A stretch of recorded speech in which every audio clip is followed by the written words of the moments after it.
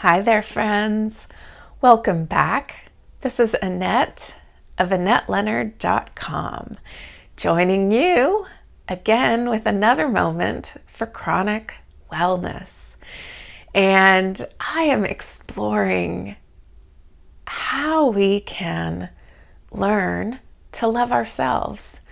And I am convinced that in my wellness, this has been the singular most important thing. And I don't say that lightly. I have a team of doctors in 3 cities who have worked on my health, who have put some of the most advanced science to work to keep me alive, to keep me able to have lungs that are working in my body. I have had my genome mapped. There were 2 years in the last 5 where I was getting infusions for 40 hours of every month. So I'd go in for a week, 8 hours a day to get an infusion of IVIG.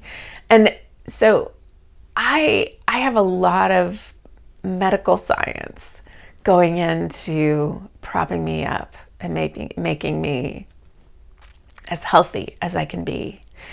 And I am certain beyond any doubt that the turning point in my journey toward wholeness, and I mean that both in my spirit and in my body, came when I learned how to start loving myself.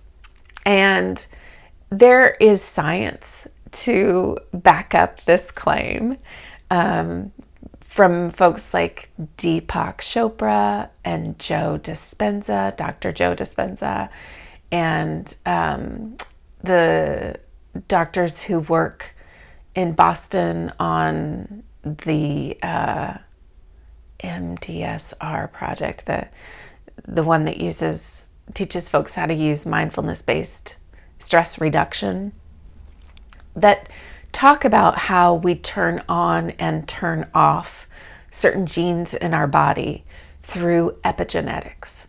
And I am clear that by going deeply into my own experience and shifting genetic patterns, biological patterns of hardship, trauma, self-loathing, the repression of negative emotions, and other things that I just mined. I went in and routed out over the process of a couple of years and learned through that process how to love myself as I am, wholly and fully. And this is a much longer broadcast than just 3 to 5 minutes. I turned on and turned off cells that were negatively replicating and impacting my health in terrible and traumatic ways, and brought me out of the worst of my illness. And I know this to be true for my own bodily experience.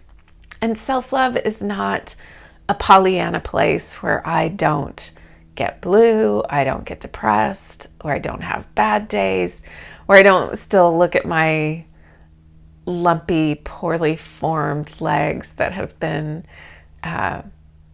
malformed because of my muscle wasting and think, oh, I wish those still looked like legs rather than lumps of clay. And I can also look at them with grace and say, thank you, legs, for still getting me around and holding me up and doing me a job and a service. Thank you. I appreciate that. And so self-love is the way home. It is the golden ticket, and it is worth fighting for your life for, because It can be life-giving, life-restoring, life-changing to learn how to love yourself inside and out. And through that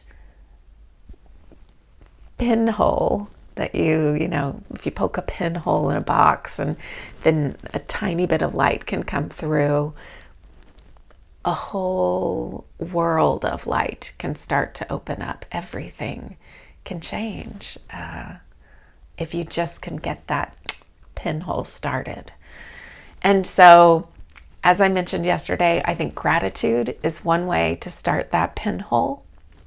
And I'll talk in the next couple of days about a couple more ways that I think that little trickle can begin, because I think there's many paths up the mountain. I think there are many avenues to begin the journey of self-love if that is something you're committed to.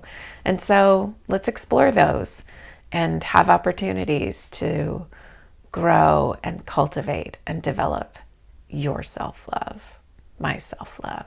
Let's grow it. Only grow it. You're worth it. I believe that wholeheartedly. Thank you for joining me. I hope you had a happy Valentine's Day. And until we're together again, remember that whether or not you are healthy, there are ways that your spirit can be well.